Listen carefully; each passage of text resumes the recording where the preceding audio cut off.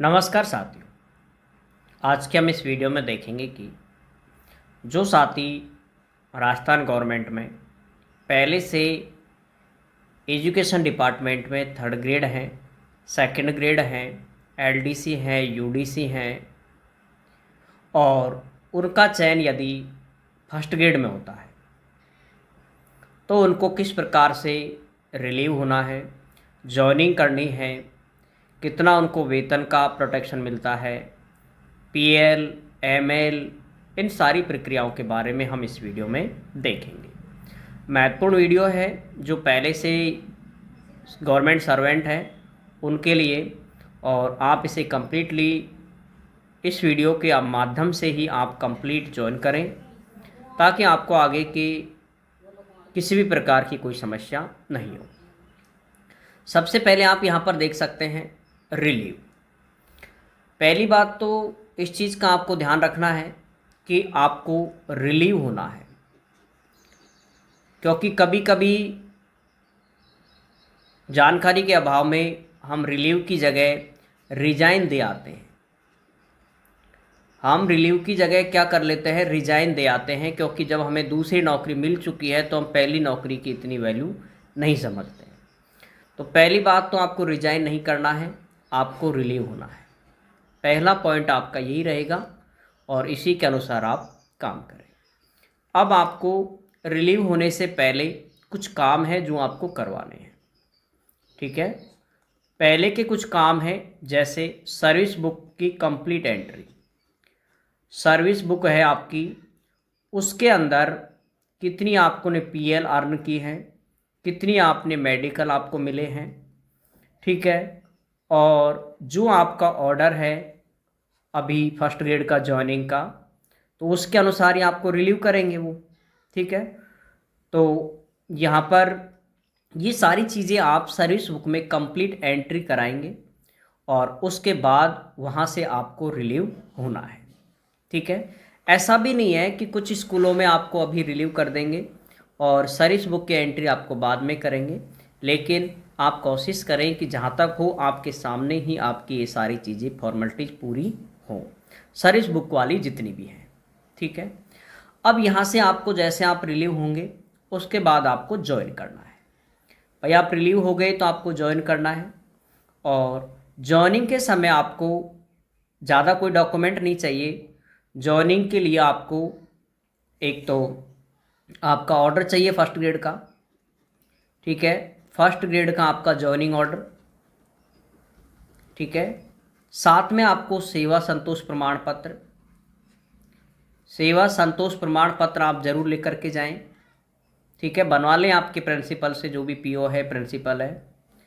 और इसके साथ साथ में आपको आपका रिलीविंग लेटर, यानी जो आप जिस स्कूल से आप रिलीव हो रहे हो उनका रिलीविंग लेटर, जो कि ऑनलाइन आपने किया होगा, आपको प्राप्त होगा साला दर्पण पे।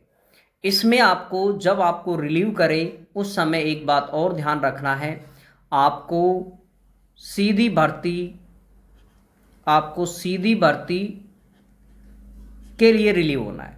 कभी कभी वहाँ पर क्या है, डीपीसी हुई है प्रेजेंट में, तो जो भी बाबू है या फिर जो भी काम करता है साला दर्पण का, वो भूलवश सीधी भर्ती की जगह डीपीसी या प्रमोशन भी कर सकता है। इसलिए इस गलती का थोड़ा सा ध्यान रखेंगे, ठीक है, क्योंकि ये गलती होती है। इस वजह से जो गलतियां हैं वो मैं आपको यहाँ पर पहले से ही बता रहा हूँ, इस चीज़ का आपको ध्यान रखना है। ये आपकी डायरेक्ट भर्ती है, ये कोई डीपीसी नहीं है, सीधा आपका चयन हुआ है। अब इसके बाद ये रिलीविंग लेटर हो गया। इसमें आपको जो चाहिए नहीं है वो है आपका पुलिस वेरिफिकेशन, आपको नहीं चाहिए इसके अंदर। आपको इसके अंदर मेडिकल, जो आपने मेडिकल सर्टिफिकेट बनाया है वो आपको यहाँ पर नहीं चाहिए। यानी जो पहले से गवर्नमेंट जॉब में है उनको न तो मेडिकल की ज़रूरत होती है और न ही उनको पुलिस वेरिफिकेशन की आवश्यकता है। उनके लिए जो आवश्यकताएं हैं वो है सेवा संतोष प्रमाण पत्र और रिलीविंग लेटर। ये दो हमारे लिए महत्वपूर्ण है, और बाकी जो समस्त दस्तावेज, बाकी समस्त दस्तावेज, यानी समस्त दस्तावेज का मतलब यहाँ पर ये है कि 10वीं 12वीं बीए बीएससी एमएससी बीएड इन सभी की मार्कशीट, डिग्री, ये चाहिए आपको। साथ में जो शपथ पत्र बनाने हैं वो 1 या 2 शपथ पत्र तो देखो सभी को बनवाने हैं, यानी शपथ पत्र तो आपको ज्वाइनिंग के समय भी बनवाने पड़ेंगे। यानी जो शपथ पत्र हैं, 2 शपथ पत्र होते हैं विशेष रूप से, है ना, उनको तो आपको बनाने ही पड़ेंगे। वो आप चाहे प्रेस पोस्टिंग हो और चाहे आपकी पहले से आप पोस्टेड हो, तो दोनों स्थितियों में आपको बनाने पड़ते हैं। ठीक है, तो ये आपको काम है, फिर आप यहाँ पर ज्वाइन कर लें। एक चीज़ और यहाँ पर इसमें साइन की बात होती है। आपने साइन जो आपने पहले किए थे वही साइन आप यहाँ पर भी कर दें, कोई परिवर्तन ना करें। और यदि आप परिवर्तन करना भी चाहते हैं तो आप उस चीज़ को प्रिंसिपल से अवगत करा करके और फिर आप यहाँ पर साइन चेंज करेंगे, अन्यथा जो पहले के चल रहे हैं वही आप रखें। ठीक है, तो ये चीज़ें हैं जॉइनिंग को लेकर के, जो कि आपको मैंने यहाँ पर एक ही स्थिति में बता दी है। आगे है CL। आप जानते हो कैजुअल लीव प्रोबेशन काल रहेगा आपका फर्स्ट ग्रेड का, चाहे आप पहले से पोस्टेड हैं। जैसे आपको सेकंड ग्रेड में किसी को 7 साल हो गए, ठीक है, 7 साल हो गए, अब 7 साल हो गए या 5 साल हो गए, ठीक है, तो फिर अब वो फर्स्ट ग्रेड ज्वाइन करता है। ठीक है, अब वो फर्स्ट ग्रेड ज्वाइन करता है, तभी भी उसको 2 साल तो प्रोबेशन काटना ही पड़ेगा। उनको 2 साल तो प्रोबेशन काटना ही पड़ेगा, इस चीज़ का ध्यान रखें भाई। 2 साल का आपको प्रोबेशन तो काटना ही पड़ेगा, चाहे आप पहले से थर्ड ग्रेड में 5 साल रह लिए हो, 10 साल रह लिए हो, 12 साल रह लिए हो, तो भी आपको प्रोबेशन 2 साल का तो काटना ही पड़ेगा। ठीक है, और उस प्रोबेशन काल के दौरान आपको कितनी CL मिलती हैं? 15 CL। 15 CL मिलती हैं पर ईयर। ये आप अच्छे से जानते हो, पहले से विभाग में कार्यरत हो। पर ईयर आपको कितनी CL मिलती है? 15 CL। और टोटल आप जानते हो कितनी CL मिलती हैं? 30 CL। और जिनका उपयोग आप जानते हो कैसे करना है आपको, जॉइनिंग टू जॉइनिंग और सेशन टू सेशन, दोनों स्थितियों में आपकी पर मंथली 1.25 CL से ज़्यादा नहीं होनी चाहिए।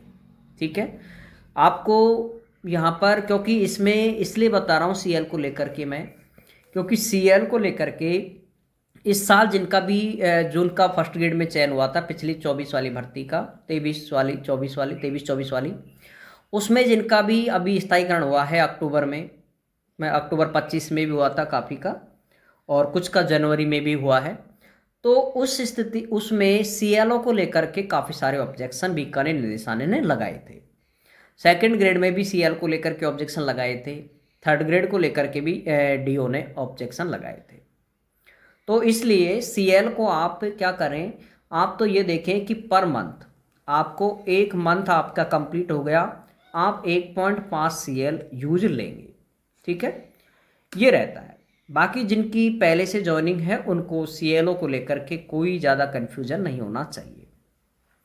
आगे है PL, सबसे महत्वपूर्ण पॉइंट, और इसके लिए भी है यहाँ पर कि PL क्या है। PL आप अच्छे से जानते हो, जो पेमेंट लीव आपको हर साल 15 PL मिलती हैं भाई। पर ईयर आपको कितनी PL मिलती हैं? पर ईयर आपको 15 PL मिलती है। ठीक है, 15 PL आपको हर साल मिलती है, और इन 15 PLओं की जितनी भी आपकी PL बन चुकी हैं, 15, 20, 25, 30, जितनी भी आपकी बनी है PL, उन सभी PLओं के आप जब आपको रिलीव होंगे, मैंने यही बताया था यहाँ पर, जब आप रिलीव होंगे तो उस समय आपकी PL की एंट्री होनी चाहिए, उसके अंदर ML की एंट्री होनी चाहिए, और जो भी आपके ऑर्डर हैं वो सारे ऑर्डर उसमें एंट्री होने ज़रूरी है।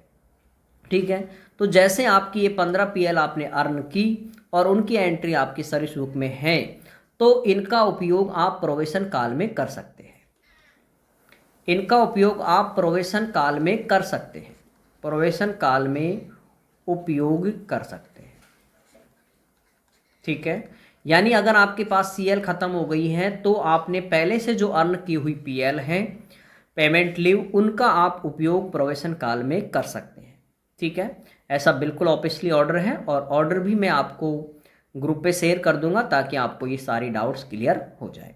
मैं जो भी चीज़ें बता रहा हूँ, ज़्यादा पूरी चीज़ें आपको ऑफिशियली राजस्थान रिकॉर्ड सर्विस के नियम एवं राजस्थान कार्मिक विभाग, ठीक है, DOP, उसके आदेशों के अनुसार ही आपको ये जानकारी दे रहा हूँ। ठीक है, अब है अगला ML यानी मेडिकल लीव। आप जानते हो मेडिकल पर ईयर आपको 20 मिलते हैं, 20 का मतलब 10 दिन होते हैं। ठीक है, वो आपको पर ईयर मिलते हैं। इनका उपयोग भी आप प्रोविजन काल में कर सकते हैं। जो आपने पहले से अर्न किए हुए हैं यानी प्रोविजन काल में भी इनका उपयोग कर सकते हैं, इनका उपभोग या उपयोग कर सकते हैं। तो आप इस चीज़ से होंगे कि आपने पहले जो आपने सर्विस के दौरान कुछ किया है, जो भी आपने PL ML कमाई है, उनका आपको यहाँ पर प्रोविजन काल में इस्तेमाल कर सकते हैं। इस पे किसी भी प्रकार की कोई प्रिंसिपल या PO का कोई रोक टोक नहीं होती है। ये अपने खुद के वो होते हैं अधिकार जिनका हम उपयोग कर सकते हैं। यानी मेडिकल के लिए कोई प्रिंसिपल या PO मना नहीं कर सकता। हाँ, PL के लिए कर सकता है मना, लेकिन स्थितियों के अनुसार हम उनका भी उपयोग कर सकते हैं। ठीक है, जैसे प्रिंसिपल अपनी स्थिति बताता है उसके अनुसार, भाई स्टाफ डिपेंडिंग करता है स्कूल में, उसके अनुसार आप PL का इस्तेमाल कर सकते हैं। लेकिन सीधी बात यह है कि आपने जो पहले से अर्न की हुई चीज़ें हैं PL ML, उनका उपयोग आप प्रोविजन काल में भी कर सकते हैं। इससे न तो प्रोविजन काल आगे बढ़ता है, देखो, न तो इससे प्रोविजन काल आगे बढ़ेगा और न आपकी कोई छुट्टियों पर कोई प्रभाव पड़ेगा। ये एक्स्ट्रा रहेंगी और 15 CL आपकी, वो तो आपके है ही अधिकार। ठीक है, अब रहती है सैलरी। अब सैलरी का क्या रहता है, देखो, आप सैलरी का ये है कि आप यदि रिलीव होते हैं, अगर आप रिलीव होते हैं, ठीक है, तो आपको जो, चाहे आप 3rd ग्रेड हैं चाहे आप 2nd ग्रेड हैं, जो आपको वर्तमान में जो सैलरी मिल रही है, वर्तमान की जो आपको सैलरी मिल रही है, ठीक है, वही सैलरी आपको मिलेगी, वही मिलेगी। इस चीज़ का ध्यान रखें, रिलीव होने का मतलब, यहाँ पर रिलीव होंगे तो ही आपको, चाहे आप 3rd ग्रेड हो, 2nd ग्रेड हो, LDC हो, UDC हो, ठीक है, UDC हो, आपको जो भी आपकी वर्तमान सैलरी है वही आपको मिलने वाली है।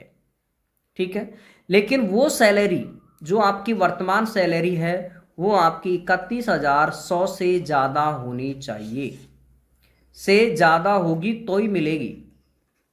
ठीक है, अगर आपकी 31,100 से ज़्यादा है तो ही आपको मिलेगी, अन्यथा आपको, अगर आप LDC हैं, UDC हैं, तो आपकी सैलरी यदि 26-27 हज़ार रुपये है, यानी 26,500 है, अगर आप LDC हैं तो फिर आपको ये सैलरी की बजाय आपको कौन सी पेमेंट मिलेगी, ये वाली पेमेंट आपको मिलेगी।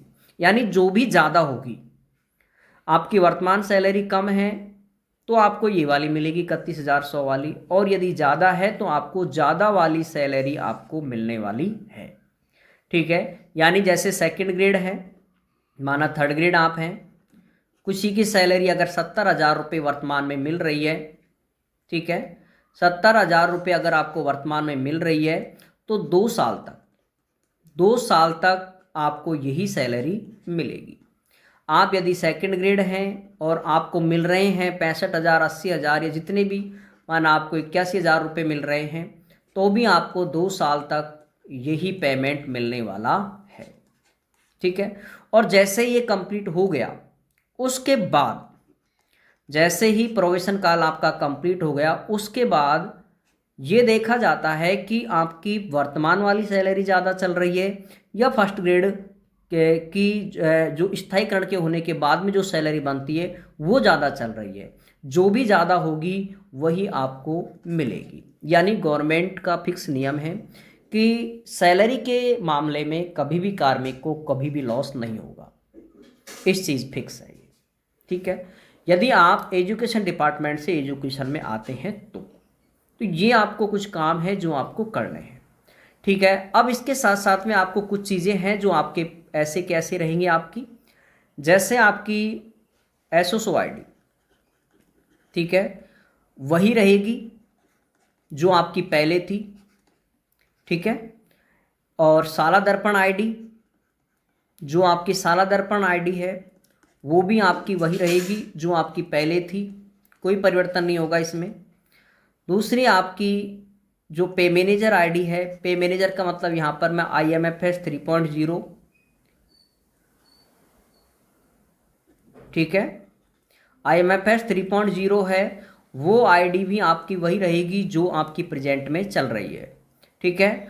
और इसके साथ साथ में जब आपको पेमेंट मिलेगा तो उसके लिए, पेमेंट के लिए आप भी जानते हो अच्छे से कि एक LPC होती है जिसको बोलते हैं लास्ट पे स्लिप, इसको आपको देनी होती है आपके नए DDO को, ताकि वो आपको पेमेंट बना दे, ठीक है। ये आपको करना है। और साथ में इसमें ये भी रहता है कि उसमें एक IMFS 3 पर आपकी आईडी होती है, उसको पुल करना होता है, ठीक है।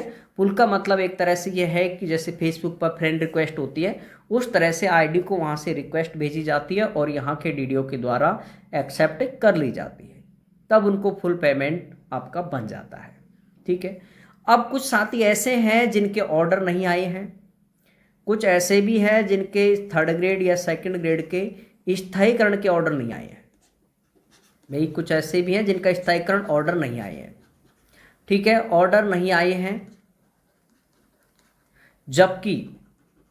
जबकि प्रोबेशन खत्म हो गया उनका। भाई उनका 2 साल का जो पीरियड है वो तो एंड हो चुका है, लेकिन अभी तक उनका स्थायीकरण का ऑर्डर नहीं आया है, तो उनको पेमेंट कितना मिलेगा? तो उनको जो पेमेंट मिलेगा वो आपका बढ़ा हुआ, यानी जो ज़्यादा वाला पेमेंट है, जो ज़्यादा वाला पेमेंट है, चाहे आप 3rd ग्रेड हो 2nd ग्रेड हो, ज़्यादा वाला यानी स्थायीकरण के बाद का जो पेमेंट है वही आपको 1st ग्रेड में मिलने वाला है, ठीक है। इस चीज़ का ध्यान रखें, वो आपको इसके लिए गवर्नमेंट पे प्रोटेक्शन देती है, क्योंकि आप सेम डिपार्टमेंट में गए हो एजुकेशन से एजुकेशन, इसलिए इस पर कोई प्रभाव नहीं है आपका। बस ये है, कोशिश ये करें कि आपका स्थायीकरण ऑर्डर आ जाए, ताकि आपको किसी भी प्रकार के लिए और कोई भी लेटर आपको नहीं बनाना पड़े, ताकि फुल पेमेंट के लिए। भाई स्थायीकरण हो गया तो फिर फिक्स हो जाती है कि फिर आपको ये पेमेंट बनेगा ही बनेगा, तो इसलिए ये है। और इसमें आपको ऐसा कुछ नहीं है कि किसी का स्थायीकरण लेट हो रहा है, तो आप इस चीज़ का ध्यान रखें, स्थायीकरण अगर आपका लेट हो रहा है तो आप क्या करेंगे, इसके अंदर एक्सटेंशन ले लेंगे, ठीक है। इस चीज़ का ध्यान रखें कि अगर आपका स्थायीकरण लेट हो रहा है तो आप एक्सटेंशन ले लें, और होने के बाद ही आप ज्वाइन करना। पहले अगर आप ज्वाइन करते हो 2 साल पूल कंप्लीट होने से पहले, तो आपको किसी भी प्रकार का पे प्रोटेक्शन नहीं मिलेगा। अगर 2 साल में, ध्यान रखना, 2 साल में अगर 2 दिन भी बच रहे हैं या 1 दिन भी बच रहा है, ठीक है, 1 दिन भी बच रहा है, तो आपको पे प्रोटेक्शन नहीं मिलेगा। यहाँ पर इस चीज़ का ध्यान रखना, ठीक है। इसलिए प्रोबेशन काल कंप्लीट करना ज़रूरी है।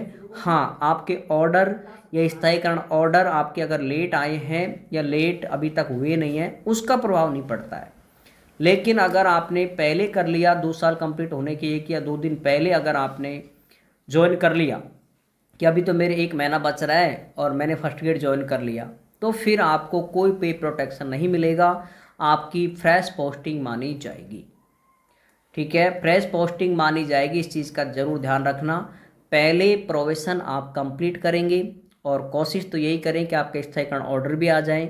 लेकिन अगर स्थायीकरण ऑर्डर नहीं भी आते हैं तो भी आपको पे प्रोटेक्शन तो मिलेगा, क्योंकि आपके 2 साल आपने कंप्लीट कर लिए हैं, इस वजह से। तो ये आपको करना है।